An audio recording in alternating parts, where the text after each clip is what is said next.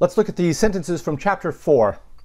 The first set, practice and review, or the exercitationes. Number 1, otium est bonum, sed otium multorum est parvum. We have this word here, est. That's helpful. This means is. Leisure is good. Bonum modifies leisure. Bonum is nominative. Well, leisure is nominative singular neuter. And since bonum modifies it, it's also nominative singular neuter. But leisure is little. So we have a repetition. Leisure is good, but leisure is small. What are we going to do with this word multorum? Let's analyze it. The ending is genitive, plural, masculine, and it is the adjective. So it is the leisure of many. The use in the sentence for this word is the substantive use of the adjective. Leisure is good, but the leisure of many is little. But very, very important, the substantive use of the adjective. We do that all the time.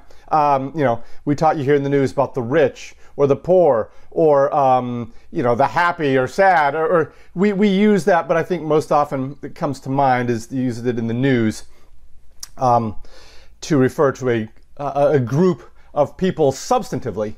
It's an adjective. That's the English adjective, the rich.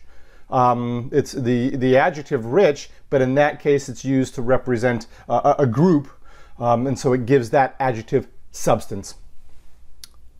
Number 2, bella sunt mala et multa pericula habent. So notice this et here, two separate sentences, treat them differently. Bella, what is bella? Don't know yet. Maybe we don't know, but it's got the nominative ending on it. Let's treat it as the subject. Sunt. And the mala. So the sunt is the third person plural, present active indicative of the verb to be. They are. This is very, very important because, in point of fact, the word bella can be nominative plural, wars, or it could be the nominative singular for beautiful. But given that the verb is plural, bella must be plural, wars are bad. And, moreover, habent. They have. What do they have?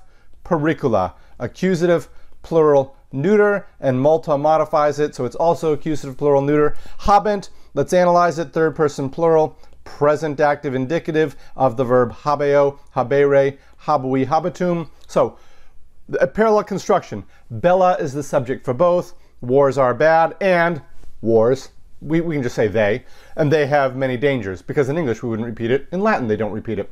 Wars are bad, and they have many dangers. Number 3, officium nautam de odio hodie vocat. You know what, I don't know if I've mentioned this yet, but very, very, very often in Latin, if you go to the first word and the last word, that'll give you your sentence.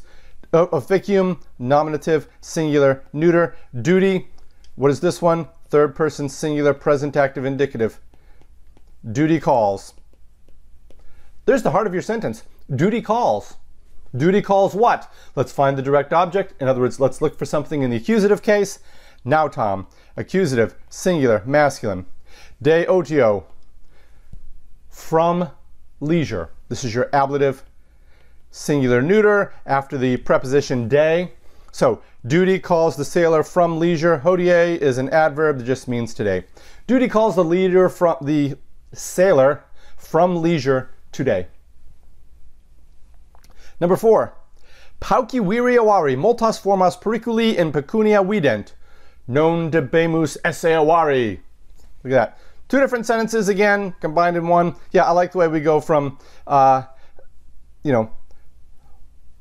wars are bad, to the number 4, pauci viriawari multas formas periculi in pecunia vident. This first part of the sentence has nominative, accusative, genitive, ablative, almost every single case in Latin, 4 of the 5 cases. But again, let's go to the first and last, and I'm going to correct myself a little bit. I mean the last word. As I've said, we've got two different sentences here. We've got this one and this one. So, go to the first word and the last word, few, see. Third person singular, see is third, singular, present active indicative, third plural. Present active indicative, but few is not the subject. If it were by itself, it could be the substantive use of the adjective, but we do have a noun here, men. Nominative, plural, masculine. Men see. That's your subject. Weary, that's your sentence. Weary we didn't. How's that? Men see. Now let's just flesh it out. What kind of men? Few men. Few men. And what else? Few greedy men. What do they see? They see, in other words, what can I find in the accusative case? Formos. Accusative, plural, feminine. They see formos. Not just formos forms, but many forms. Many forms. What are we going to do with pericole? Let's go down our list. Pericole is it's neuter. What are our options? You only have one. Genitive. Genitive, singular neuter. Possession. Let me give you a hint. When you find the genitive, you will often find it right after a noun. So many forms of danger. And then in pecunia, pecunia is ablative. It follows the preposition, ablative, singular, feminine. So let's take this all together. Few greedy men see many forms of danger in money. Non debemus esseware. This is a warning. We do not need to be your complementary infinitive. And remember, the complementary infinitive is not, hey, you look great today. It completes. This comes from the completes. It completes. We ought, yes, don't leave me hanging. We ought what? We ought to be, or we ought not, there's not known in there. We ought not to be greedy. So that's an awkward way of saying it in English. But for the purposes of this class, if you need to be awkward to maintain the grammatical construction, certainly for this first part of the course, this first Latin 1, if you need to maintain awkwardness I'm okay with the sentence being awkward in order to maintain the grammatical constructions. We'll work that out eventually. So right now, we shouldn't be greedy. Perfectly fine translation. It doesn't reflect the actual grammatical construction. So however comfortable you are with this at this stage of the game here in chapter 4, I encourage you to go with it. I lean towards being grammatically awkward to start out with, so we ought not to be greedy. I think that's fine translation here for this sentence in chapter 4. More natural, we shouldn't be greedy, but we'll get there. Number 5, si multum pecuniam habetis, saepe non estis sine curus. Again, two phrases, two sentences, if you will. It's really one sentence with an if clause. The if this happens, always, something else happens. I want you to focus on understanding the structure of the sentence first. If we do this, great, part 1, always, or often, something else, great. That's a big, big, big step in translating these sentences. Look at the structure. What's going on? Then you break them down individually. Otherwise, you've got a jumble of words. You've got 1, 2, 3, 4, 5, 6, 7, 8, 9 words. No, break it up into 4 and 5. Much easier. So, si means if. Multum pecuniam, this is accusative, singular, feminine. It's the direct object. Don't even know what it means. Don't have to translate it. Again, worry about the structure of the sentence. And notice, right off the bat, I saw, oh, there's no nominative in this sentence. There's no subject. My first last is going to fail because that means in this verb, that's probably where I'll find the subject, habetis, second person plural, present active indicative. If you have much money. Do you see how that worked? There's no nominative, pass on, move on. I'm confident that when I get to the verb, I'll find out who the subject is. Right. If you do not have money, or much money. Often, estis, there's your verb. Notice the verb to be is going to be in the middle. You are, second plural, present, active, indicative. Often, you will not be without concerns. Sine curus, curis it's the ablative plural feminine, sine governs that, we're good. Notice that apart from the verb, I think it's helpful, when you struggle, maintain the same word order.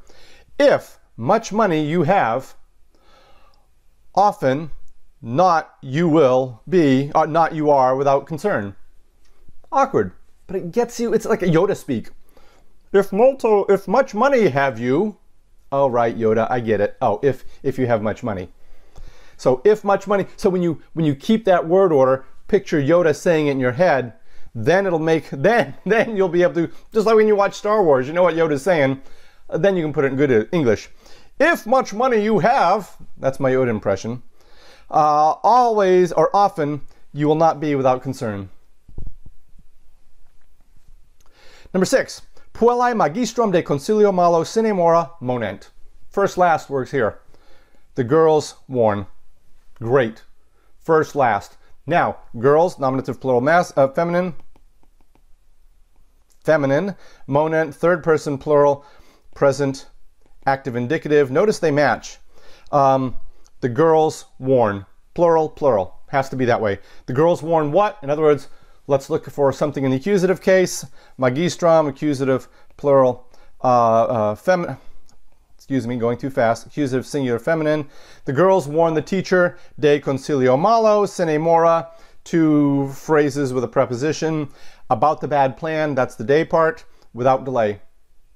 Notice the concilio malo is ablative, singular, neuter for plan. This is ablative, singular, feminine. Ablative, singular, feminine for delay.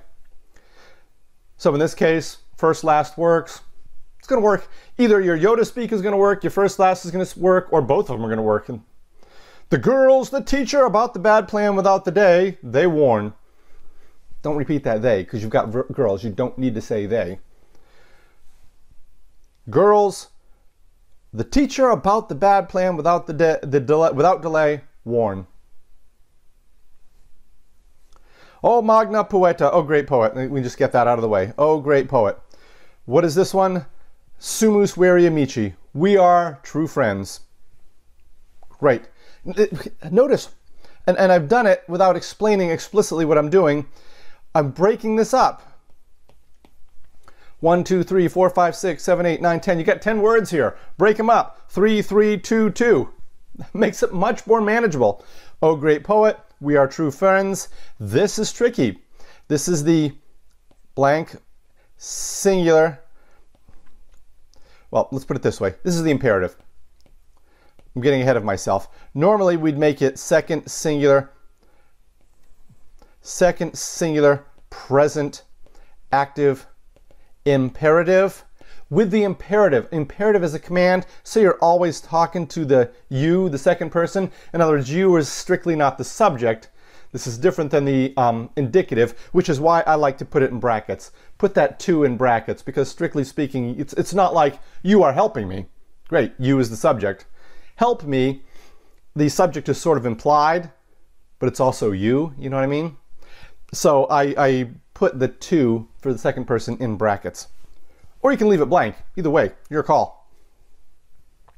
Number 8, femina et agros et portam agricolae videt. First, last, femina videt. Femina, nominative, singular, feminine. Videt, third person, singular, present, active, indicative. The girl sees. Great. There's your sentence. The girl sees what? Now we're looking for something in the accusative. The girl sees the agros et portam. Oh, notice this et. This et is in there twice because it means et equals both and. The girl sees both the fields, accusative plural masculine, and the gate, accusative singular feminine, of the farmer. There's that genitive. Remember in a couple sentences ago, agricola, genitive, singular, masculine. Because we'll think about agricola. Let's go through it. Could be genitive, could be dative, could be plural, nominative plural. But it can't be nominative plural because we have a singular verb. You know what I mean? The nominative is the subject, the verb is the and the subject and the verb have to agree.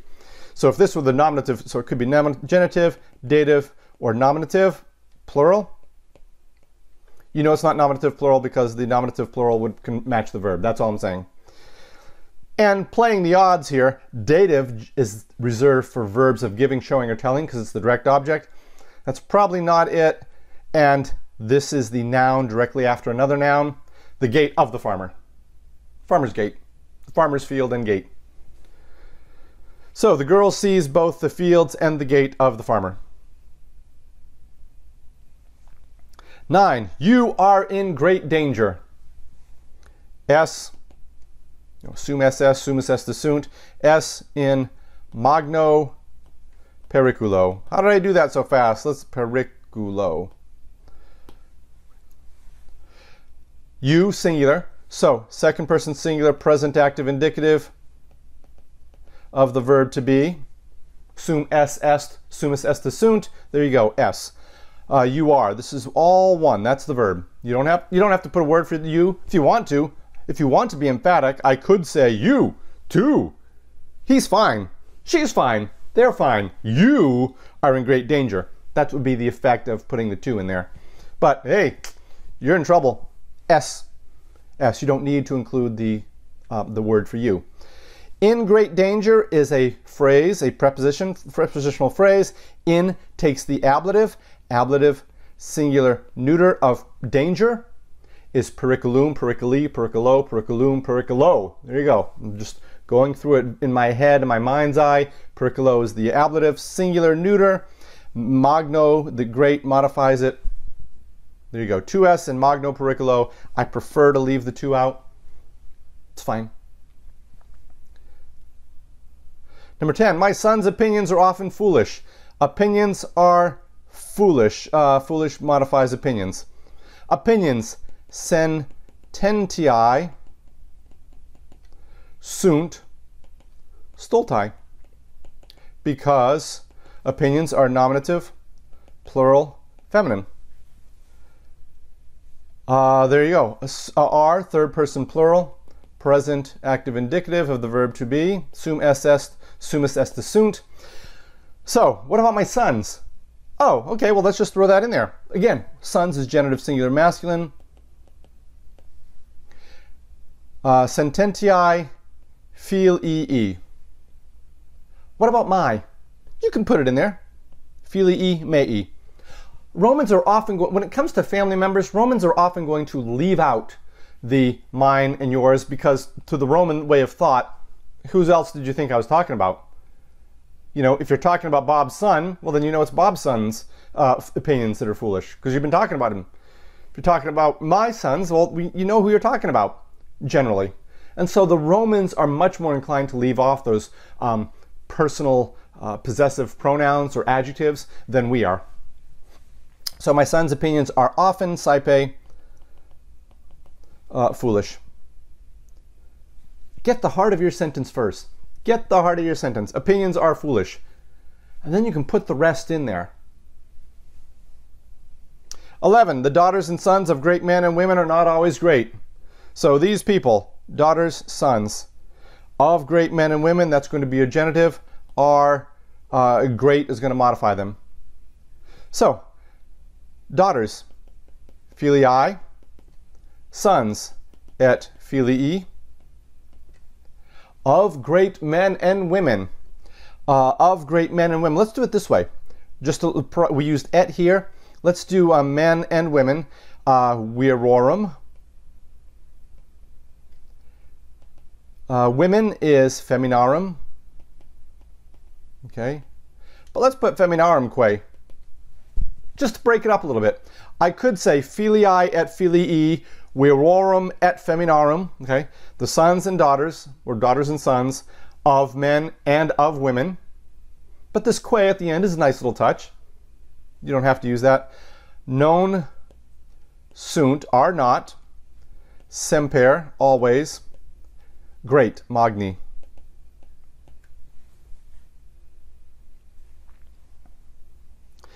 And number 12, without wisdom, the sailor's good fortune is nothing, and they are paying the penalty. We've got two different sentences. This one and this one. Without wisdom, the sailor's good fortune is nothing. So, fortuna